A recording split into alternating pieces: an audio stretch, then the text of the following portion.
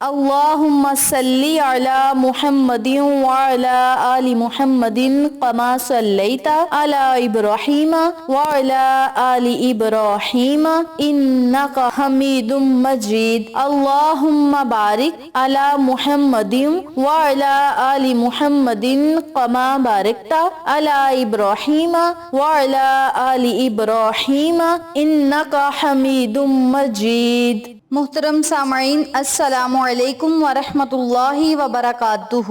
امید کرتی ہوں آپ جہاں بھی ہوں گے اللہ کے فضل و کرم سے خیر و عافیت سے ہوں گے، اور دعا گو ہوں کہ اللہ پاک آپ کو ہمیشہ صحت و سلامتی کے ساتھ پیار و محبت والی، خوشیوں والی، اتفاق اور اتحاد والی زندگی عطا فرمائے، آپ کو کبھی کسی کا محتاج نہ بنائے، آمین۔ سامعین، آج میں آپ کی خدمت میں ایک ایسا با کمال اور لاجواب عمل لے کر حاضر ہوئی ہوں جس کی برکت سے انشاءاللہ بفضل خدا گھر سے تنگ دستیاں ختم ہوں گی، گھر میں خیر و برکتیں ہوں گی، پریشانیاں ختم ہوں گی، مصیبتوں سے آپ کو نجات ملے گی۔ یہ ایسا تیرے بہدف اور طاقتور وظیفہ ہے کہ اس عمل کی برکت سے تنگ دستی فرحت میں بدل جائے گی اور آپ کی تمام مشکلات آسانیوں میں بدل جائیں گی انشاءاللہ بفضل خدا۔ ہر طرح کی مشکل اور پریشانی سے آپ کو نجات ملے گی۔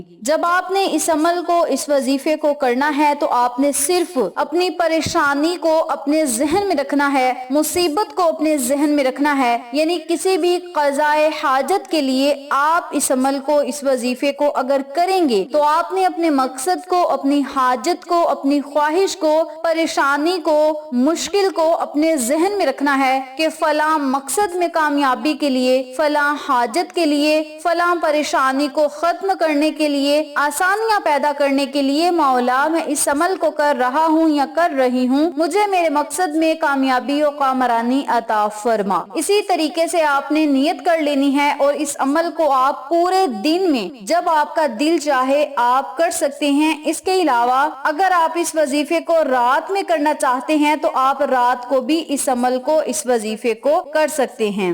چھوٹا سا عمل ہے، چھوٹی سی دعا ہے، اسے آپ نے بڑے ہی دھیان اور توجہ کے ساتھ پڑھنا ہے۔ اگر آپ اس عمل کو، اس وظیفے کو یقین کامل کے ساتھ پڑھ لیں گے تو انشاءاللہ بفضل خدا اللہ رب العزت آپ کی تمام دلی مرادوں کو پورا کرے گا، حاجات کو پورا کرے گا، خواہشات کو پورا کرے گا، دعاؤں کو قبول شرفیت کا اعزاز عطا فرمائے گا اور پریشانیوں کو ریزہ ریزہ کر کے ختم کرے گا۔ پریشانیاں چاہے پہاڑ جتنی ہوں، اللہ رب العزت پہاڑ جتنی پریشانیوں کو بھی ریزہ ریزہ کر کے ختم کرے گا اور آپ کی زندگی میں خوشحالیاں ہی خوشحالیاں آئیں گی۔ اس عمل کو، اس وظیفے کو میں جس طریقے سے بتاؤں گی اسی طریقے سے کریں اور سارا اپنا معاملہ اللہ کے سپرد کر دیں اور پھر دیکھیں رب کریم کس طرح آپ کی غیبی مدد کرتا ہے۔ اس کے علاوہ اگر آپ کی کوئی بہت بڑی حاجت ہے یا کوئی بڑی ہی مصیبت آن پڑی ہے یا پھر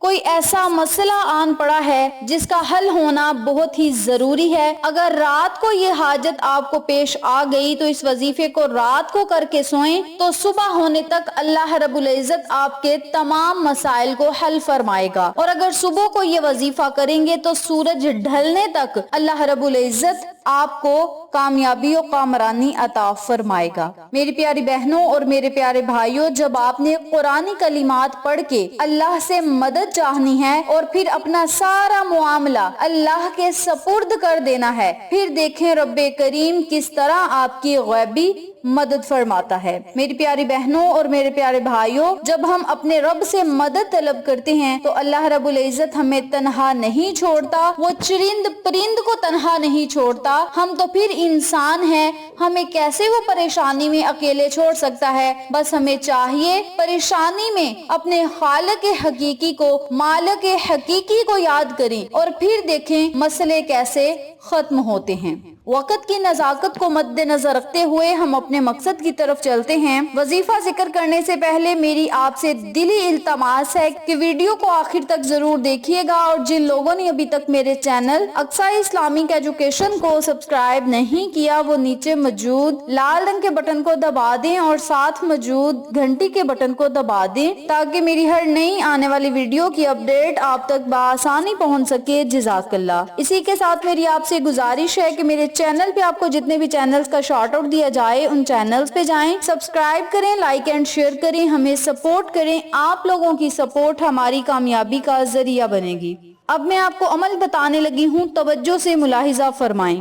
کرنا آپ نے یہ ہے، آپ اس عمل کو پورے دن میں کسی بھی ٹائم، کسی بھی وقت، کسی بھی نماز کے بعد پڑھ سکتے ہیں۔ اگر آپ اس وظیفے کو رات کو کرنا چاہتے ہیں تو نماز عشاء کے بعد پڑھ لیں یا نماز تہجد ادا کرنے کے بعد پڑھ لیں۔ اگر آپ نے نوافل ساتھ پڑھنے ہیں تو نوافل نماز ظہر کے بعد ادا کر لیں، نماز مغرب کے بعد یا نماز عشاء کے بعد یا پھر نماز تہجد میں، جس طرح میں نے پہلے بھی ذکر کیا ہے۔ سب سے پہلے آپ نے 4 رکعت نوافل نماز حاجت کے ادا کرنے ہیں۔ نوافل آپ نے اس ترتیب سے پڑھنے ہیں کہ پہلی رکعت میں سورہ فاتحہ کے بعد 7 مرتبہ سورۃ اخلاص پڑھنی ہے۔ سورۃ اخلاص پڑھنے کے بعد آپ نے رکوع سجود چلے جانا ہے، پھر آپ نے دوسری رکعت ادا کرنی ہے۔ سورۃ فاتحہ کے بعد 7 مرتبہ سورۃ اخلاص پڑھنی ہے اور 7 مرتبہ سورۃ الکوثر پڑھنی ہے۔